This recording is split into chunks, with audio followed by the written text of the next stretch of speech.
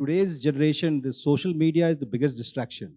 Now, when you talk about the results when they come out, they suddenly hear all the toppers talking about, I just switched off 1 year completely off social media. You try doing it, the first signs of rebellion comes in terms of how can you question when you yourself are spending reasonable amount of time on social media. How do you do it democratically so that they understand the distractions which it causes and limit the screen time so that it's used constructively? Yeah, so it's a tough one, and you're right.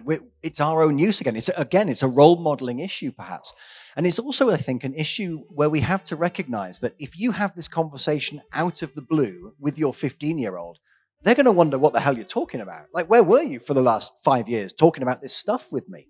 So it's really important that we're doing it as our kids are developing a taste for things and developing their use of things, so that you have that conversation with them, and you look at, it's often useful to look at other people's behavior. You use that as an example. Let's see. Wow, that he's distracted. Did you notice that he nearly got run over because he was looking at his phone rather than crossing the road? Did you notice? These are things that we can start talking about with our kids. We can share articles with them. There's so much written about digital dementia. There's so much written about the time we spend on screens and distracting. And there's a lot of there's a lot of peer-reviewed evidence on this as well.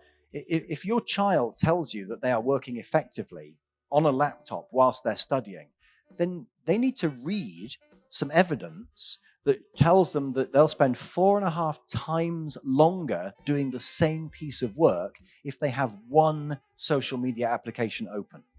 That's been tested. And kids do like data.